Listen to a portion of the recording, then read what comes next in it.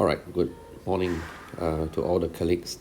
I'm going to show you how to schedule a meeting through Zoom, and you can invite people easily, and the participant doesn't need to know anything much about Zoom. Just click a link, then they can actually go in to join the session. You can do that for the students, you can do that for the public, parents, anybody actually. So let's try this. I start the Zoom. First of all, you got to see this. You're at the home, so you get to see all these functions there. Schedule a meeting. So basically, you go for schedule. So first of all, give the meeting a name. For instance, I will call it online consultation session 2, because I already have one session earlier on, session 1. And next, you will need to specify your date. When is the session going to be? So it's going to be today, and it's going to be maybe 11:45, because right now it's 11:20. Done.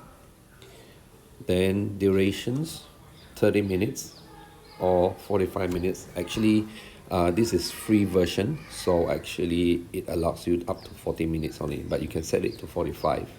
It will give you a warning because, again, like what it says, it's a free version, so it's up to 40 minutes. It just says okay. Then take a look at this time zone. Make sure it's Asia, Kuching, or you can pick Kuala Lumpur. All right. Then skip the rest. Now, just now there are people asking me about password. So in order to make easy for your people to come in without entering password, you can actually remove the password here. So you say remove password, so they will come into the meeting without keying in password. Now the next one is actually host video on. Means when you enter in to the meeting, you as a host, your video will on. That means people can see you straight away. I usually turn this on. Participant video on or off. This one depends. If you want to see the person's face when they come in, the moment when they come in, so you turn this on. So by default, it's on. Okay, but let's say for lecturer who are conducting the class, you probably doesn't want to see the student face because video take up bandwidth, so you can turn it off. By default, it's off, means the student come in without showing their face. Okay, so in this case, I'll turn it on because I want to see the people who come in. Next is enable waiting room. I usually turn this on so that people who come in cannot straight into the meeting room. They will wait at the waiting room for me to admit them.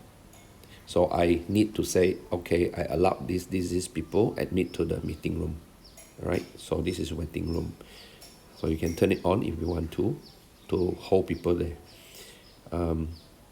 Well, for this case, I turn it off so that it's easier, because I'm doing consultation, right? So it's easier. So people can actually just come in, I get to see them, and then I talk to them straight away. So it's just like walk in to the consultation lobby.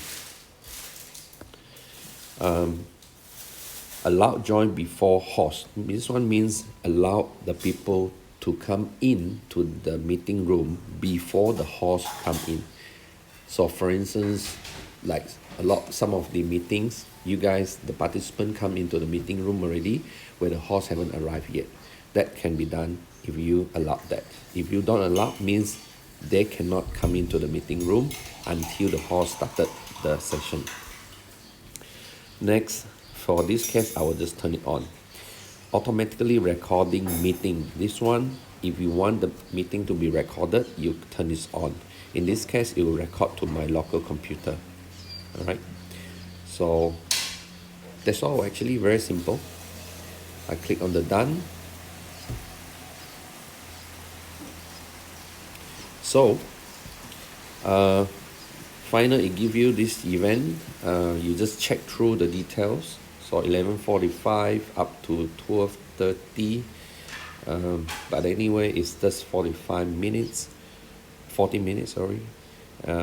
It will go into my calendar, like what is already set there. It can alert me, so you can go to my calendar of work and actually alert me 15 minutes beforehand and alert me 10 minutes beforehand. All right. In fact, that's all actually. If you wanted to, you can actually copy this,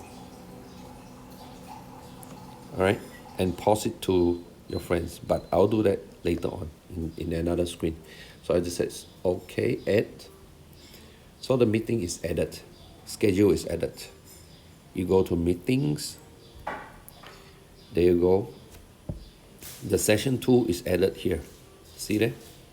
So I click on this session 2. It come up with this screen. I said I want to add invitees. Now you got 3 options there: send email, or send message, or send a copy clipboard. I can actually say copy clipboard.